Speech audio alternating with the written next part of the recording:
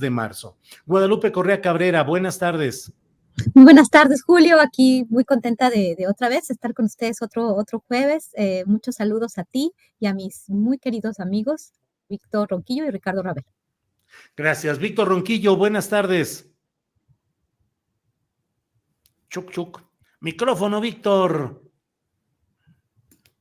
Ahora sí, no soy yo. Ahora es Víctor. ¿Sabes qué? Ya. Ahora sí que después de tanto tiempo tendría que acostumbrarme a esto, pero bueno, deseo yo que de verdad muchas gracias, mucho gusto de estar con ustedes. Y hay una canción de Silvio Rodríguez que recordaba hoy en la mañana que decía y dice la canción que estamos aquí para hacer este mundo un tilín, un cachito mejor que lo que fue ayer. Un tilín, un cachito. Muy bien, Víctor, gracias. Ricardo Ravelo, buenas tardes. También, Ricardo, el micrófono por ahí con Ricardo Ravelo. Ya, ahí. Ahí estamos, ¿sí? Ahí estamos, sí. Ya, bueno, pues agradecer la oportunidad de estar nuevamente con ustedes. Un saludo a Víctor, a Guadalupe y al auditorio que nos sigue. Bueno, muchas gracias. Gracias a los tres por estar aquí en esta mesa de seguridad siempre esperada y de la que siempre aprendemos muchas cosas. Guadalupe, más allá de lo futbolístico, de lo deportivo, ¿qué lectura, qué experiencia, qué nos dices acerca de lo sucedido en el Estadio Corregidora de Querétaro? Insisto, más allá o incluso la estructura de los dueños de los equipos de fútbol comercial, la reacción de las autoridades. ¿Cómo viste ese episodio, Guadalupe? Es un episodio muy, muy desafortunado, muy trágico, que refleja muchas cosas. Por un lado, el papel de los empresarios y, bueno, la falta de medidas de seguridad en un contexto de gran fragmentación política, yo diría, o de un golpeteo político muy importante en un estado que obviamente, bueno, ha representado una serie de intereses, pero más que nada, el papel de los empresarios en un evento de este tipo, parece ser que todo el mundo se está lavando las manos. A mí me llamó mucho la atención el día que esto sucedió, todas las imágenes que se presentaron, que parecieran ser, de acuerdo a las informaciones ya más oficiales, un montaje, ¿no? Me pareció rarísimo. Esto no lo puedo entender. No puedo entender cómo por las redes sociales se puede modificar completamente la opinión pública. Se hablaba de muertos. Yo vi las imágenes en las redes sociales. Era una escena, ¿no? Que me recuerda al Nuevo Laredo, me recuerda a los cuerpos que aventaban, que le quitaban las camisas. Y ahora entiendo, o esta es la historia oficial de las camisas que quitadas porque eran otro equipo, pero de cualquier manera me quedan muchísimas dudas. El presidente en su mañanera pues confirma los hechos que todavía me cuesta trabajo pues creer de acuerdo a pues la visión, la versión de personas que dijeron haber estado ahí. ¿De qué se trató eso? Se trató de una operación que afectó nuestra psicología, porque además ciertos personajes públicos utilizaron lo que sucedió en ese momento pues para golpear a un lado o el otro, ¿no? Del espectro político ideológico ahorita mismo en el país. Todavía me cuesta mucho trabajo entender qué pasó, por qué se dio. Hay muchas hipótesis porque los hechos pues no concuerdan con esta cuestión en las redes, ¿no? La percepción, cómo ahora las redes sociales son un quinto poder, ¿no? No solamente un cuarto poder, un cuarto y un quinto poder, un tercer poder. Yo no sabría cómo manejarlo, ¿no? Y sí, definitivamente el tema de los empresarios, el tema de las relaciones económico-políticas tiene mucho que ver. Yo no tengo mucho que decir porque no conozco bien las estructuras políticas del estado de Querétaro, pero sí me quedó grabada estas imágenes de estos cuerpos ensangrentados que le dieron un vuelo a la opinión pública. Nada más se hablaba de esto por varias horas, el domingo, el lunes. ¿Y qué fue lo que realmente pasó? El presidente confirma los hechos cuando ya se había dado pues todo un golpeteo. Pareciera ser que el presidente mexicano también en momentos donde se le está golpeando, pues tiene que bajar la cabeza y de alguna forma mantener el silencio, porque él ha mantenido el silencio después de que ya dio su declaración en un contexto de enorme malestar, de que a mí me parece que no podíamos ya olvidarlo, ¿no? Las marchas del 8M, las mujeres de seguridad pública, las mujeres policías y las flores, como que dándole carpetazo a otro tema, que también deberíamos hablar de lo que significó la marcha del 8M, pero voy a quedarme aquí, ¿no? No entiendo qué fue lo que pasó, no entiendo por qué de pronto fue tan importante y fue horrible, ¿no? Lo que sucedió, y ahora como que se dio un carpetazo, el presidente dijo, sí, así están las cosas, y como que hay una cloaca que quieren tapar a como dé lugar, ¿no? Y lo han podido hacer, porque como se sabe, la atención de los medios va llevando un tema y va ocultando muchos otros, ¿no? Creo que no vivimos un momento particularmente bueno en México, ¿no? Debido a muchas cuestiones que no nos hacen entender tampoco la actitud del presidente, de alguna forma, la respuesta del presidente. Pareciera ser más fácil mover a la opinión pública con el tema de las marchas que realmente atender los problemas de raíz. Así me quedo y le doy espacio a mis colegas para que hablen un poco más de la cuestión de los empresarios, del Estado Corregidora, los empresarios y la política en el estado de Querétaro. Gracias, Guadalupe Correa Cabrera. Ricardo Ravelo dice, hoy ha publicado en la sección en español de opinión del Washington Post, ha publicado Osvaldo Zavala, nuestro compañero y amigo, un artículo en el cual, según el resumen que pone en un tuit, dice, asumir que hay narcoviolencia en el fútbol no solo no contribuye a esclarecer lo ocurrido, exculpa la corrupción endémica de altos funcionarios, corporaciones de seguridad privada y poderosos que controlan equipos, estadios y ligas. ¿Qué opinas, Ricardo, sobre lo que pasó en ese estadio, el manejo mediático, las sanciones y la presencia de grupos o intereses o dinero del crimen organizado en la estructura del fútbol comercial profesional? Ricardo.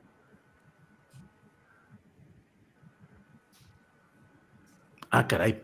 Bueno, creo que se quedó. Ricardo, ¿no se te escucha? Un negocio, decía. Sí, ahí estoy. Ahí estás, Ricardo. De acuerdo.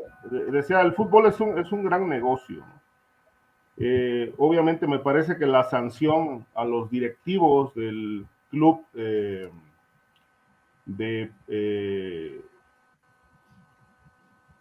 al que se le atribuye la violencia, creo que no es suficiente para poner fin a un problema que ha estado presente durante muchos años en el fútbol, ¿no? El fútbol está plagado de vicios, está plagado de crimen organizado.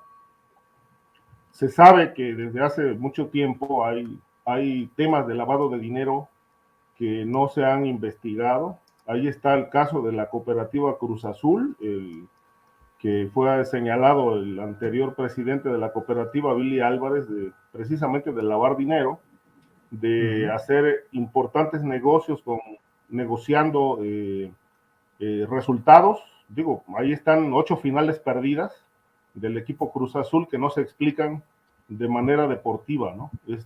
Teniendo ya marcadores abultados como ventaja y de pronto son alcanzados y pierden las finales. Esto ahora se sabe que era un gran negocio de los Álvarez, ¿no? Y así está pasando ahora con el club, lo que pasó en la Corregidora, ¿no? Se habla de una infiltración de crimen organizado, presuntamente de gente ligada al Huachicol o gente ligada al Cártel de Jalisco Nueva Generación, que está infiltrada en las barras de los equipos, Pero lo que me sorprende todavía más es que ante un problema de inseguridad pública gravísimo, se esté optando por coartar libertades. ¿Y a qué me refiero con la sanción de que las porras rivales ahora no pueden entrar a los estadios? Me parece que todo esto viene a hacer una medida que, lejos de corregir un problema de fondo, me parece que solamente se está optando por las formas, ¿no? Ya no van a entrar las barras opositoras.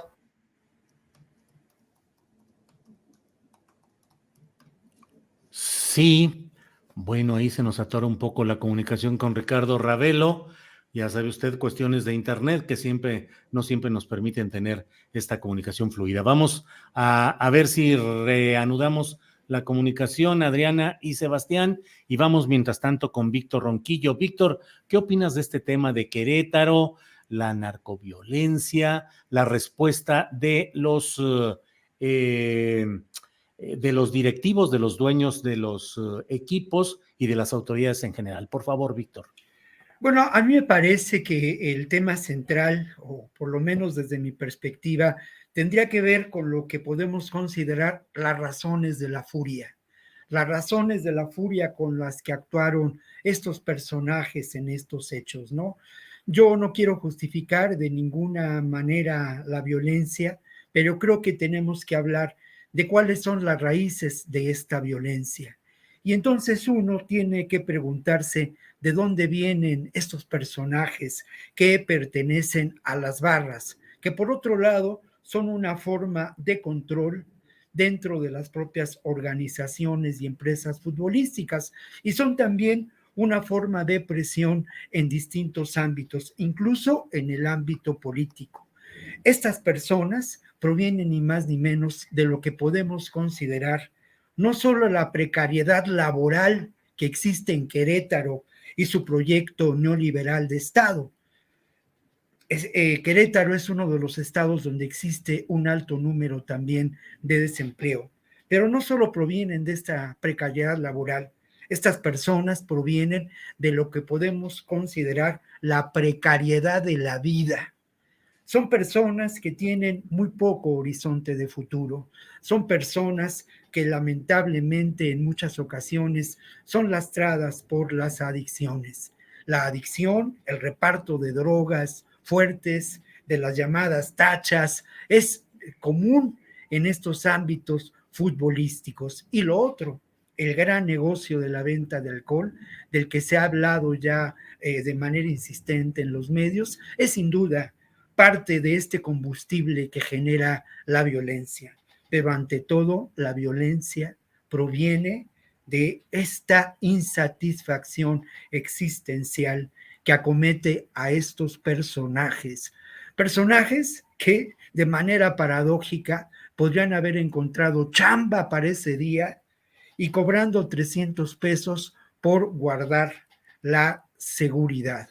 Hay otro elemento que yo quisiera señalar y que pongo sobre la mesa, un par de declaraciones muy oportunas, la verdad, realizadas o encontradas, reporteadas por colegas del periódico Reforma, por esas infanterías del periodismo que hacemos la chamba más allá de pues el periódico en que nos encontremos o el medio en que nos encontremos. Una de esas declaraciones hablaba precisamente de la pugna que existía entre personas integradas al Cártel Jalisco Nueva Generación, uno de sus líderes en Querétaro, y personas ligadas al huachicoleo. Esto es posible, sin duda. Y luego lo otro, en otra declaración publicada en la sección deportiva de Reforma en días subsiguientes, se hablaba, un reportero, pues publicó lo declarado por una persona en Facebook que mencionaba que, pues, las fuerzas policíacas, los encargados de la seguridad, dieron todas las facilidades para que se llevara a cabo esta realidad. Yo quiero señalar lo siguiente: es posible que se haya tratado de un enfrentamiento entre grupos del narcotráfico en las tribunas del Estadio Querétaro. Lo veo muy difícil. creo que no corresponde a ello, corresponde a lo que mencionaba anteriormente, y también es posible que se haya tratado de un acto de desestabilización al actual gobierno de la Cuarta Transformación. Honestamente también lo veo muy difícil, y creo que proviene de esta terrible furia que mencionaba al inicio de mi comentario, Julio. Bien, gracias, Víctor. Guadalupe Correa Cabrera, ¿Puedo, pues el otro, perdón, sí, adelante, Guadalupe. puedo nada más, Adelante, adelante. quisiera hacer, es que yo no quería realmente entrarle muy bien al debate porque todo esto, lo que sucedió en Querétaro, me parece que es difícil de poder tener una opinión porque no se han hecho investigaciones, y lo que se puede decir, yo de verdad, cuando empiezan a decir el huachicoleo y el cártel Jalisco Nueva Generación, yo vuelvo a preguntar, ¿quién es el cartel Jalisco Nueva Generación?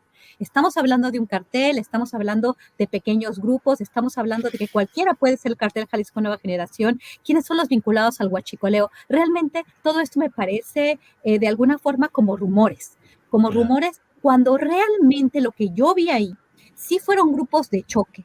Sí fue una cuestión que hasta parece ser de manual, para generar este terror, este pánico, que bien lo dice Víctor, sí, están estos grupos que están dispuestos a hacer lo que sea, a destruir lo que sea por unos cuantos pesos. Eso es una cuestión muy compleja, es una cuestión estructural, es una cuestión que debemos de analizar, pero detrás de eso, ¿quién está?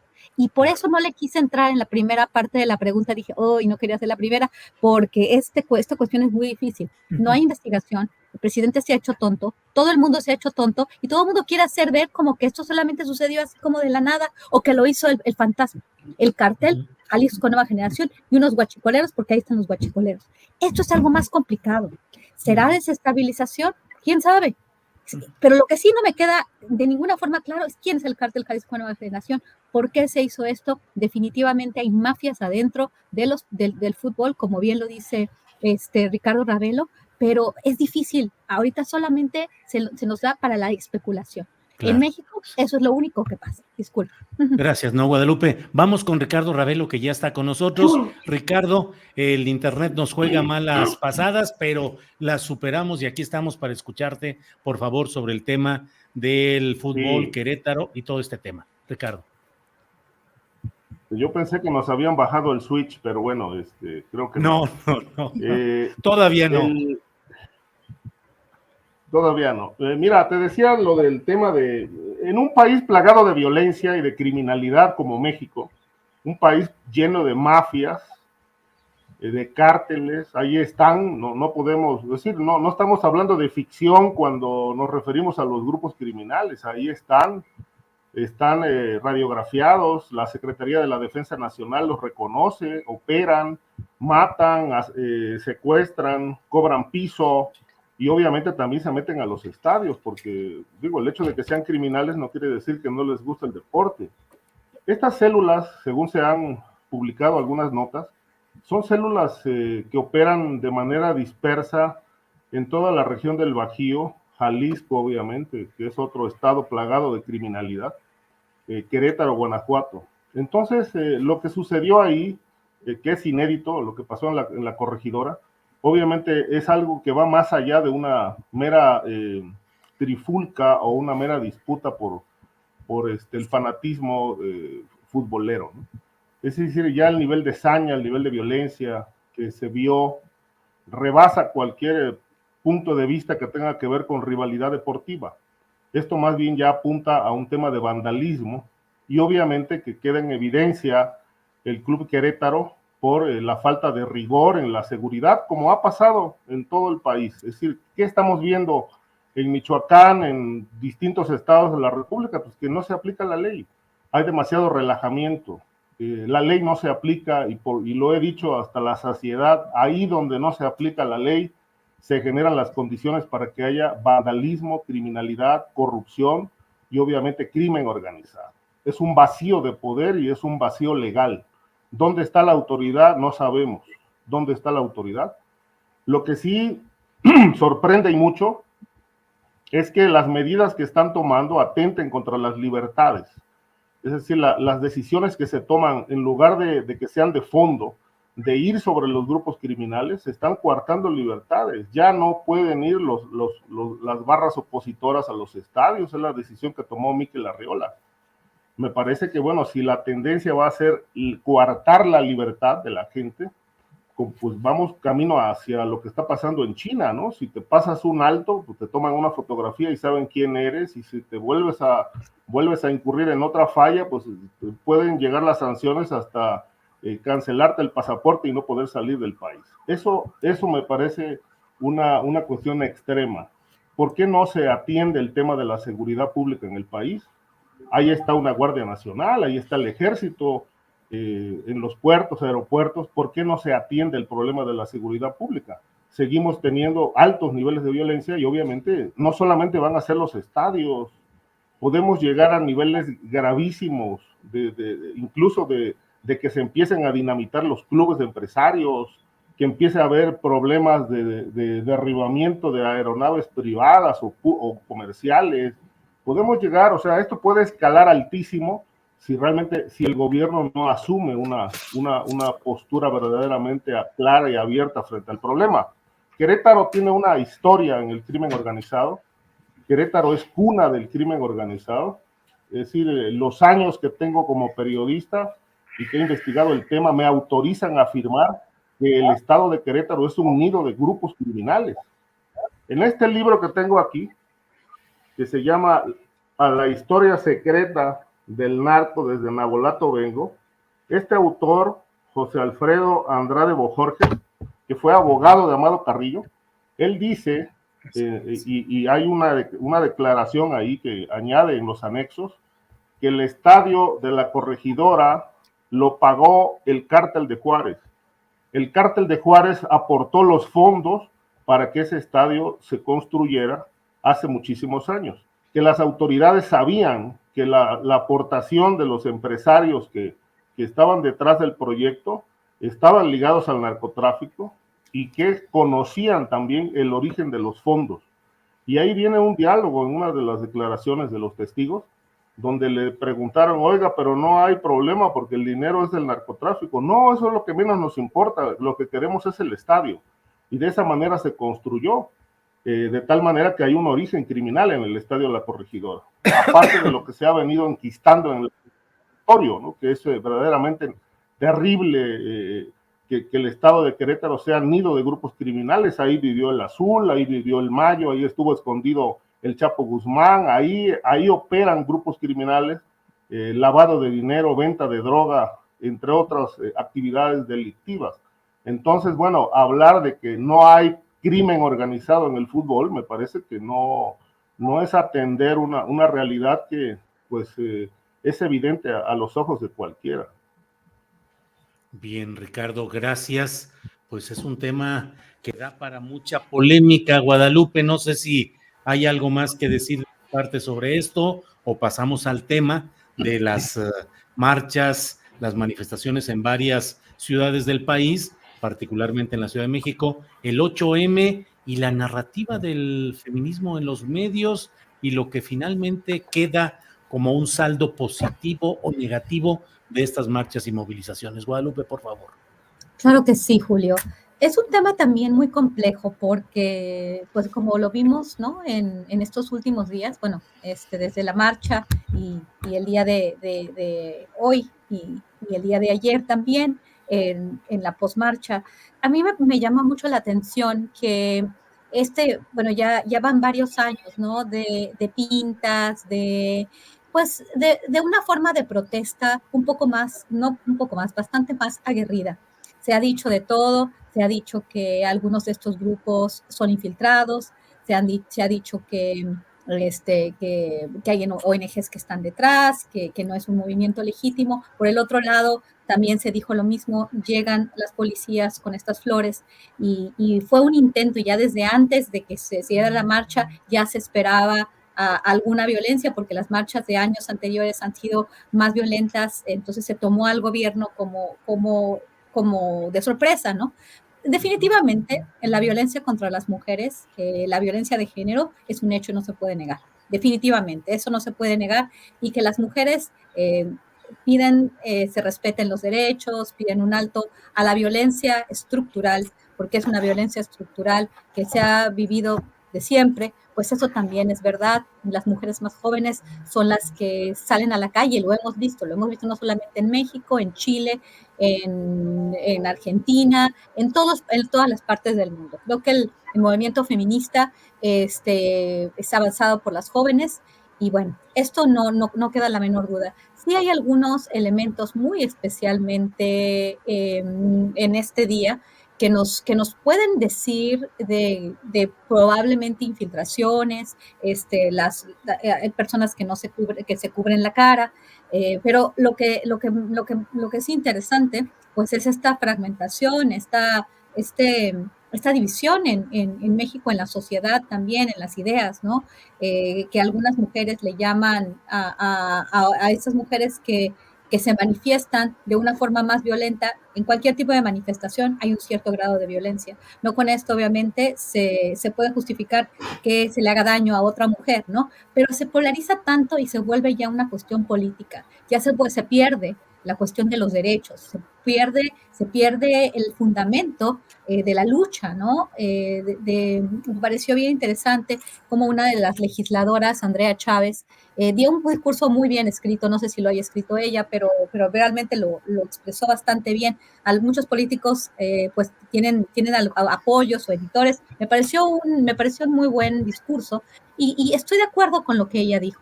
Estoy de acuerdo en el sentido de hablar de las causas, ¿no? De la violencia contra las mujeres, y las mujeres que sufren más son las mujeres más pobres. Y esto también hay que tenerlo muy, muy claro. Entonces, es una cuestión no solamente de identidad, no solamente de género, aunque sí es muy importante, sino también es una cuestión estructural de desigualdad, de pobreza, de falta de oportunidades. Las mujeres más pobres son las mujeres más invisibles, y las que más violencia sufren, violencia doméstica, violencia de todo tipo. Pero esto se ha vuelto ya una cuestión más que nada política. Por ejemplo, panistas que siempre han sido pues mucho más conservadores, ¿no? Se ponen sus paliacates y sus ropas verdes y moradas, más bien moradas, y también están haciendo como una forma de golpear al gobierno. Entonces, no dudo que dentro del movimiento, que es muy legítimo, también haya componentes, porque se ha dicho, porque pareciera ser que aparecen en ciertos momentos y están financiados o que están alentados algunos de los eventos. No estoy diciendo que toda la marcha, porque hay muchas mujeres que van a marchar porque quieren marchar, porque se quieren manifestar, ¿no? No necesariamente todo mundo con un objetivo muy claro. Hay mujeres feministas que tienen objetivos muy claros. Yo he hablado con muchas mujeres jóvenes que tienen objetivos muy claros de lo que debe ser el movimiento, un movimiento tanto de avanzar derechos de las mujeres para las mujeres, como también las cuestiones de clase que tienen que ir aparejadas. Cada quien ve el feminismo de distintas maneras. Pero yo sí veo que hay ciertos elementos importantes que también ayudan a generar pues este golpeteo al gobierno, enfrentamientos políticos y utilización de varias figuras que nunca fueron realmente feministas o que les interesan los derechos de las mujeres, pero que les interesa subirse a cualquier evento que puede representar una mancha o una apreciación negativa del gobierno. El día de hoy estuve en una mesa donde una persona se expresó: yo no quiero ver al presidente porque el presidente no respeta a las mujeres, no respeta al movimiento feminista. Bueno, momento, es una cuestión interesante porque no todo el mundo lo ve así.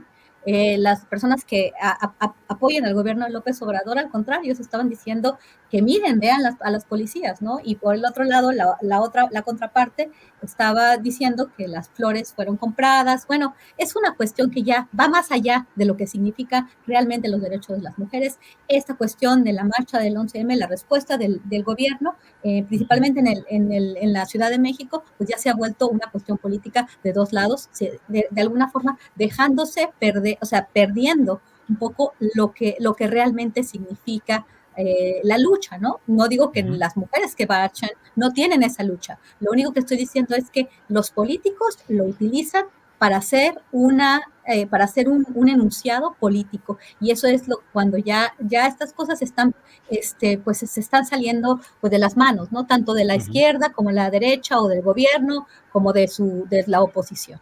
Eso es lo que quiero decir. Y definitivamente sí hay infiltraciones, sí hay ciertas fundaciones, ciertos intereses. El señor Alexander Soros el año pasado anunció que la Open Society Foundation iba a gastar $100 millones para apoyar los liderazgos, ¿no? Y bueno, sabemos que en las revoluciones de color, sabemos que se aprovecha, ¿no? Este tipo de movilizaciones, este tipo de movimientos para también pues alcanzar objetivos políticos o geopolíticos. En este momento no tengo nada claro, no tengo ninguna investigación o información dura en el caso de la cuestión de las mujeres, pero sí me llama mucho la atención algunos elementos que me recuerdan a movimientos de contrainsurgencia y a cuestiones de seguimiento mediático a partir de algunas técnicas, ¿no? Como de operaciones psicológicas. ¿Para qué? Para generar un motivo, ¿no? No estoy diciendo necesariamente que tengo las pruebas, pero sí hay ciertos elementos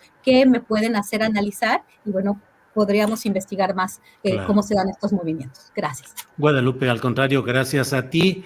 Víctor Ronquillo, por favor, lo que nos tengas que decir respecto al 8M, la marcha en sí, las flores ofrecidas y el manejo mediático y lo que resultó positivo o negativo de esta marcha y de esta acciones reivindicatorias, Víctor Ronquillo. Yo lo primero que señalaría es que evidentemente se disputó lo que ahora consideramos o que llamamos la narrativa en torno al 8 de marzo, semanas antes, ¿no?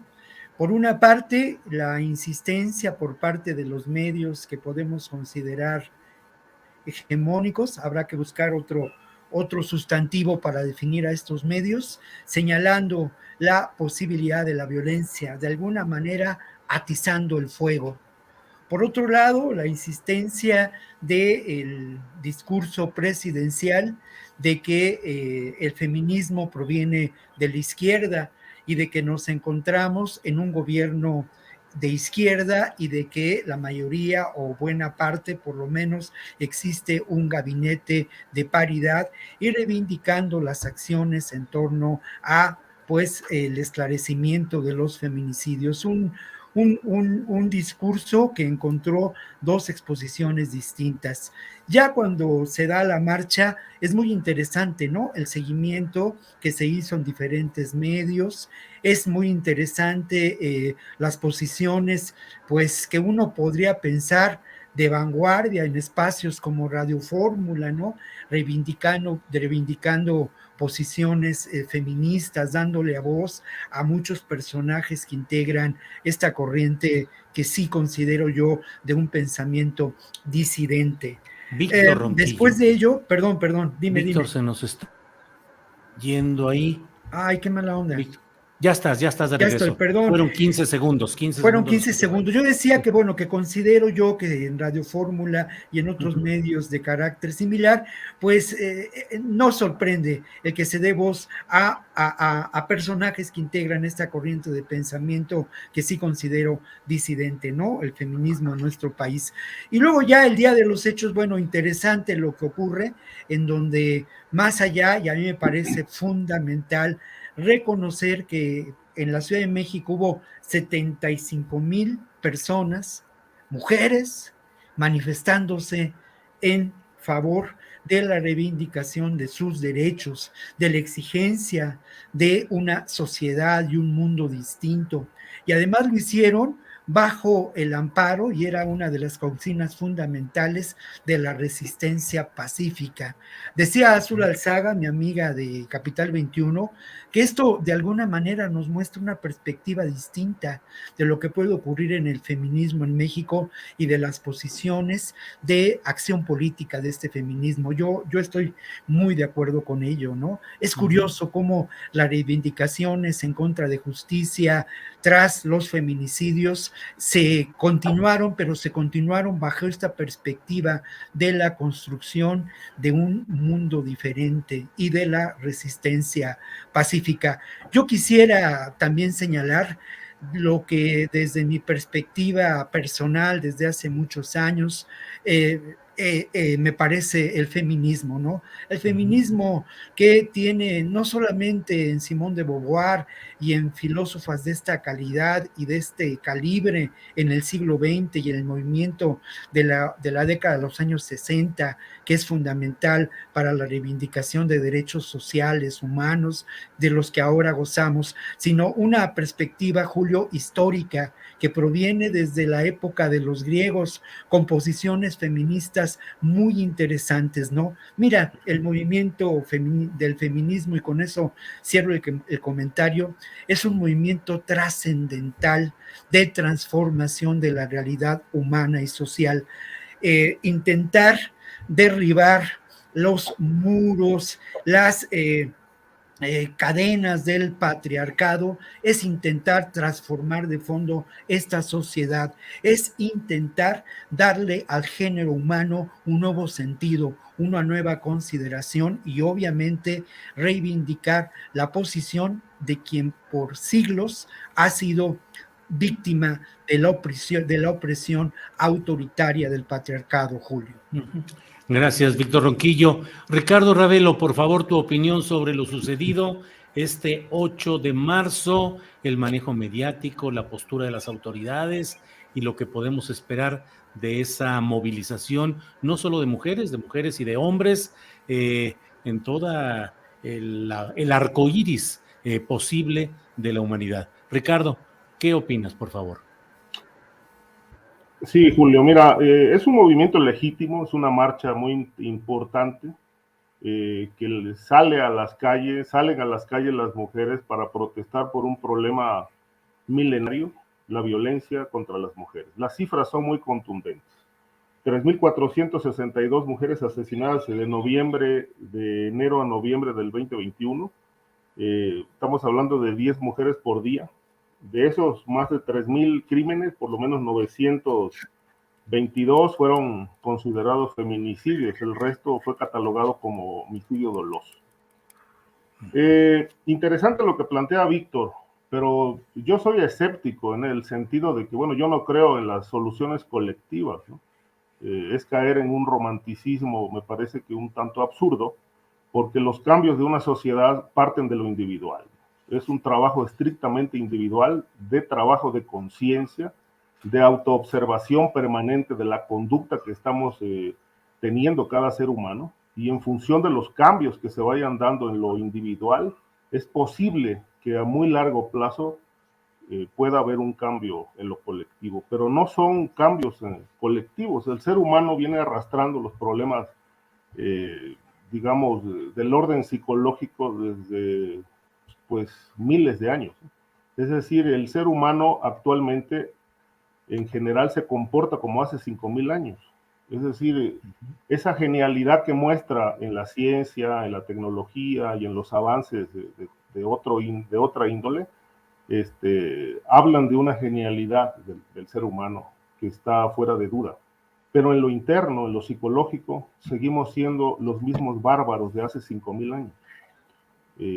Esa parte es la gran desproporción que tenemos como individuos, ¿no?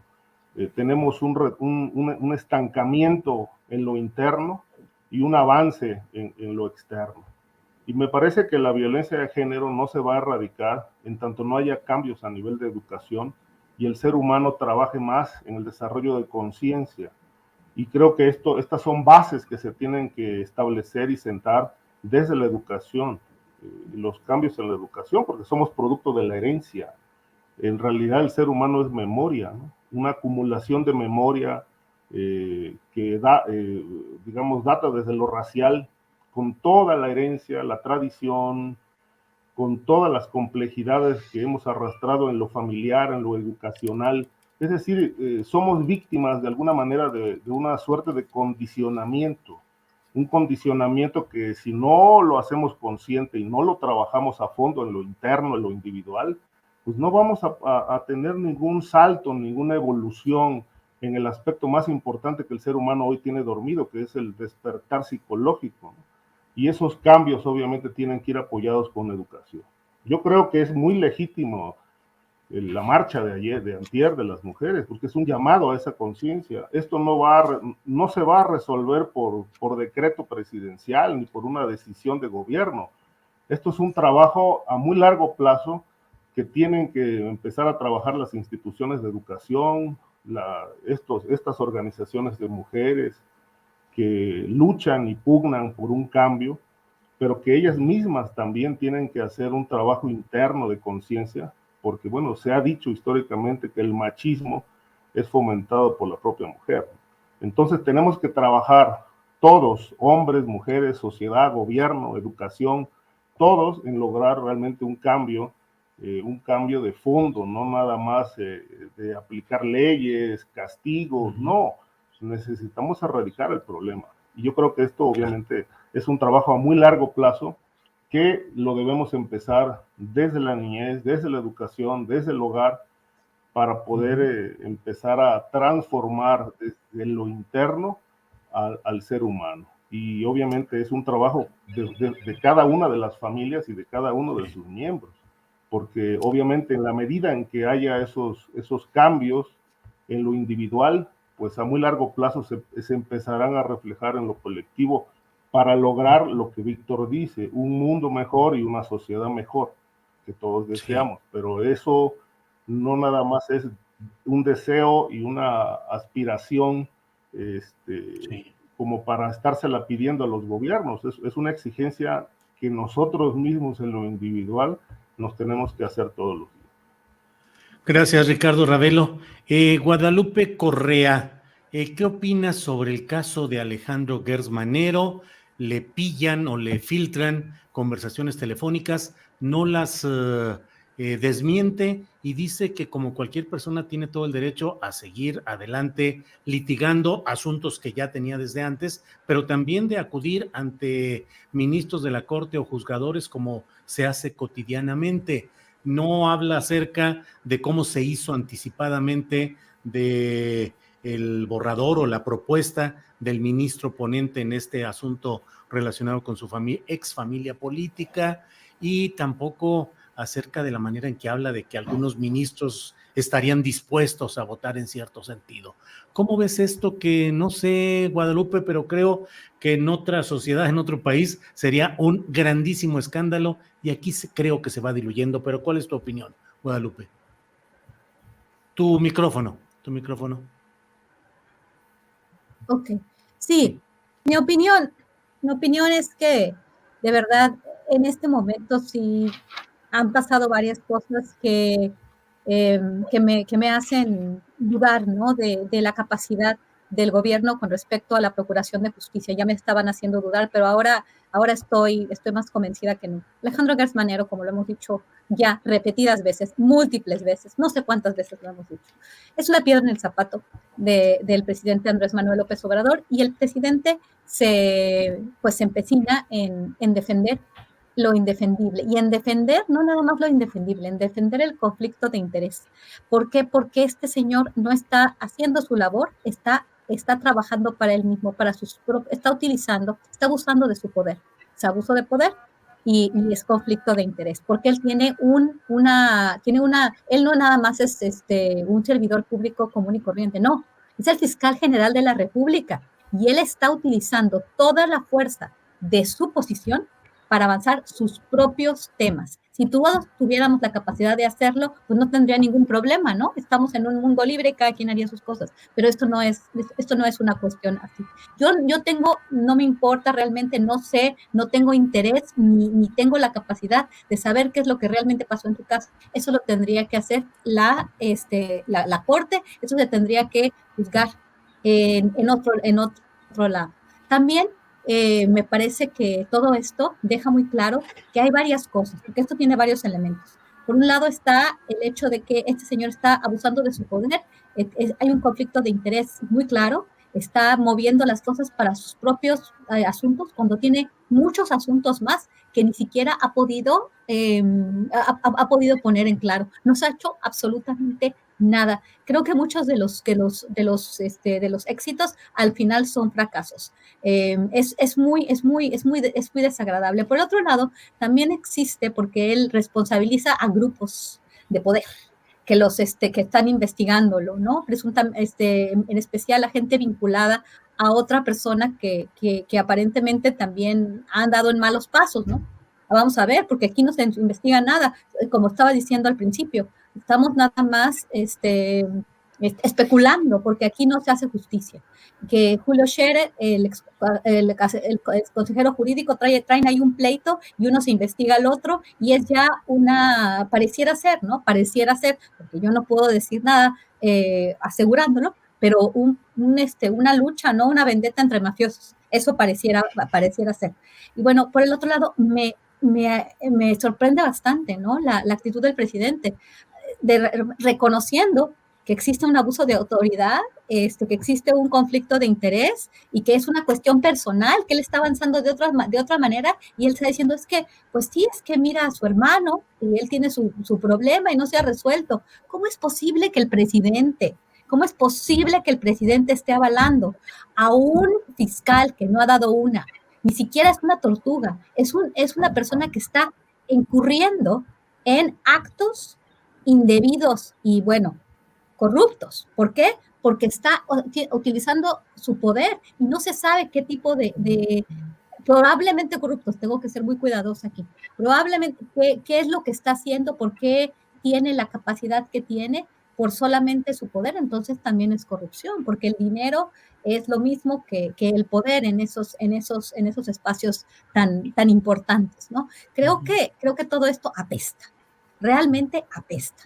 Y así como apesta, así le va y le está yendo al presidente de México, porque aquí no se investiga, porque aquí pasan muchas cosas. ¿Qué pasó en el Estadio Corregidora? Que era crimen organizado, que no. El fiscal que ha hecho en varios casos, lo que sí es muy visible es que le está avanzando sus casos personales, ese es mi 3.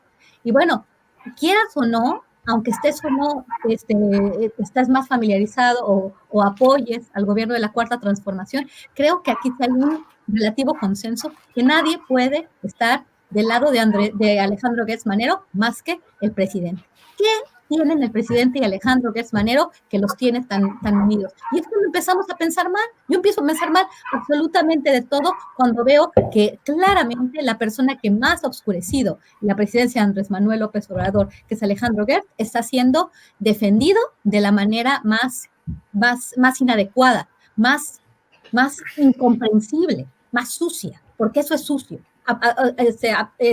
Apoyar a Alejandro Gertz Manero en su suciedad es también estar sucio. Pero bueno, yo creo que mis colegas tienen muchas cosas que decir. No me gusta esta cuestión y es visible. Gracias, Guadalupe, gracias. Aprecio mucho tu sinceridad y aquí estamos para decir lo que pensamos en los momentos en los cuales van sucediendo las cosas y aquí estamos justamente para eso, para ser críticos de lo que haya que criticar y señalar lo que se deba señalar y también apreciar lo que sea positivo como lo hemos hecho en otras ocasiones. Así es que para eso estamos aquí y adelante, con mucho gusto, Guadalupe. Víctor Ronquillo, sobre este tema de Gertz Manero, ya que más digo, sino pedirte tu opinión. Víctor Ronquillo. Bueno, mira, yo creo que hay un elemento muy importante que hay que señalar.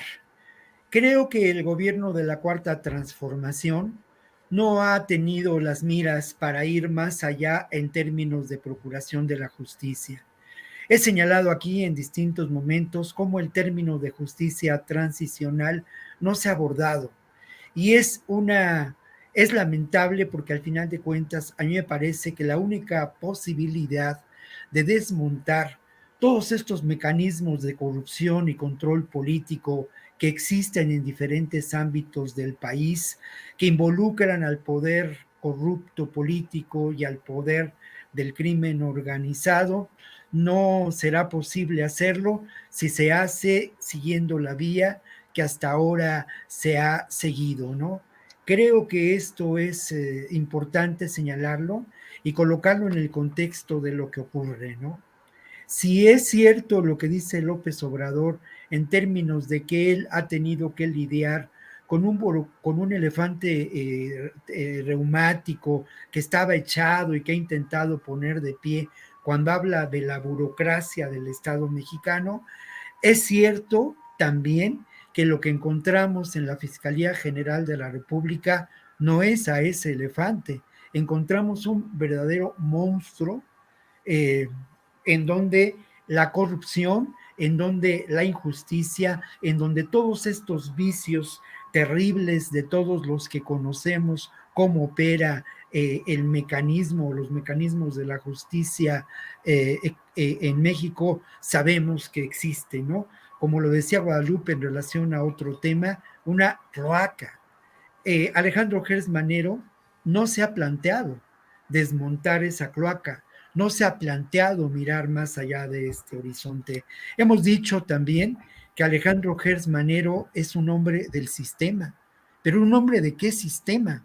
Pues es un hombre del sistema que no acaba de morir, es un hombre del sistema que corresponde a una visión de país que lamentablemente no acaba de concluir.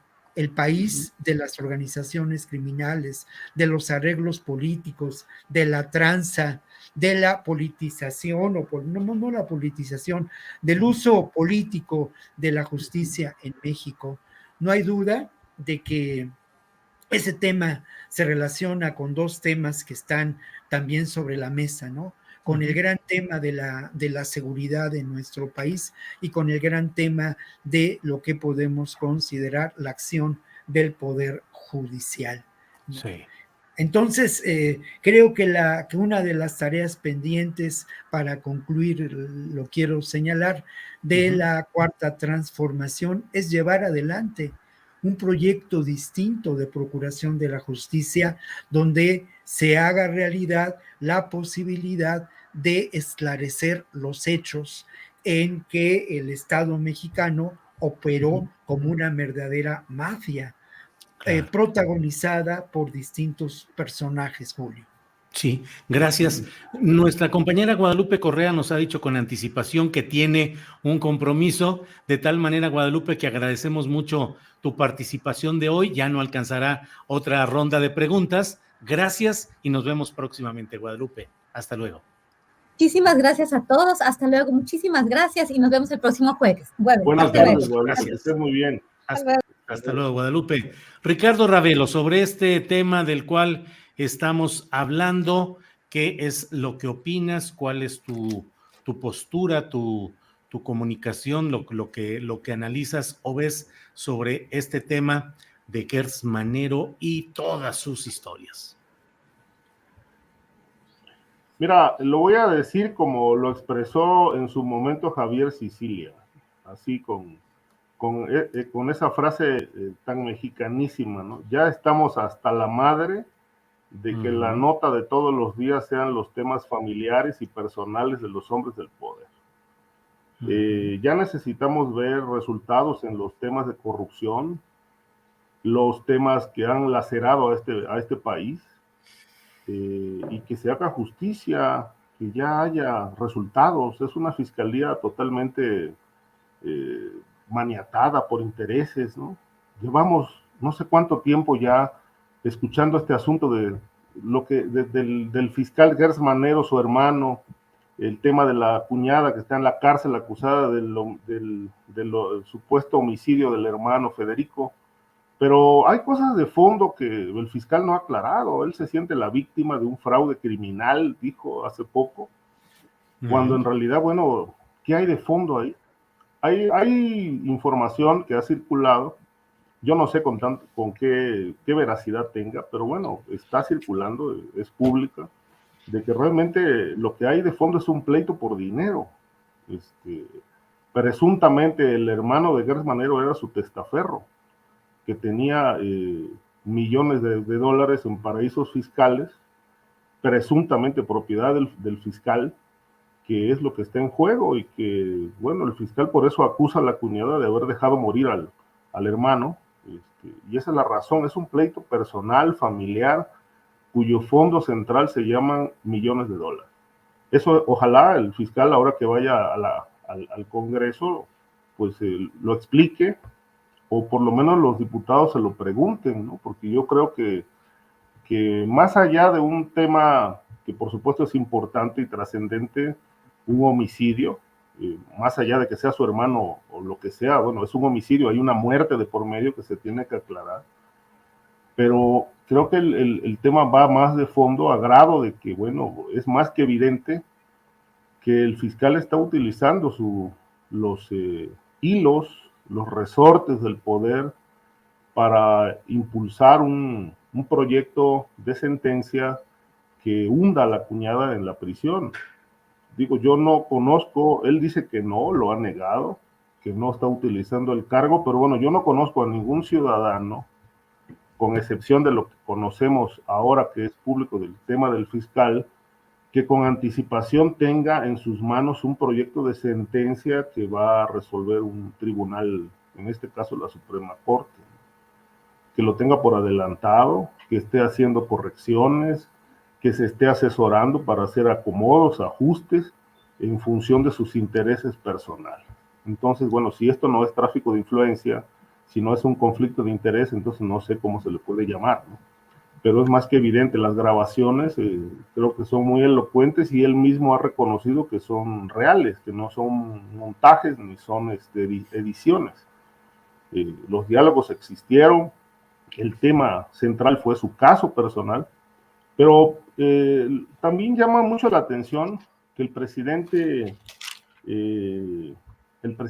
da la impresión de que está encubriendo, está evitando que revienten estos temas que ponen en entredicho algunos aspectos centrales de su gobierno. El tema Julio Scherer, el tema de los abogados, ahora el asunto de su hijo, ahora lo del fiscal. Me parece que, bueno, se está incurriendo en lo que tradicionalmente maneja el sistema político mexicano, ¿no?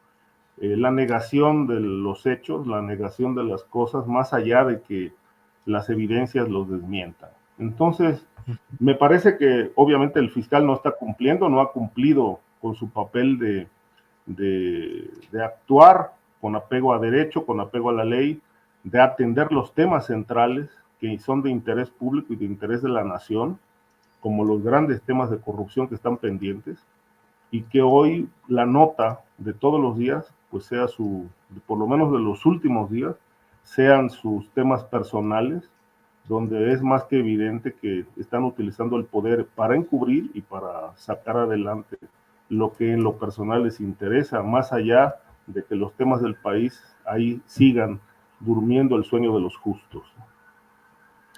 Bien, Ricardo Ravelo, pues muchas gracias. Son las 2:59 p.m.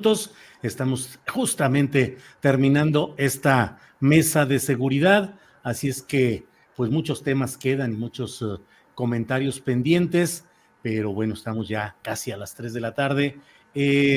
Víctor, muchas gracias y buenas tardes por esta participación de este jueves 10 de marzo. Muchas gracias a ti, Julio, a Ricardo y al público que nos escucha, pues a todos, de verdad que un abrazo y celebro mucho este espacio de reflexión que compartimos cada jueves, Julio. Muchas gracias. A ti, Víctor, muchas gracias. Ricardo Ravelo, muchas gracias. Gracias, Julio. Siempre es un placer estar aquí contigo debatiendo los temas de interés. Gracias también a Víctor por su participación. Un fuerte abrazo para ti, para Víctor, y un saludo muy afectuoso para el público. Gracias, muy amables. Nos seguimos viendo. Gracias, Víctor. Gracias, Ricardo. Gracias a Guadalupe Correa, que se retiró un poco más temprano. Nos vemos pronto. Hasta luego.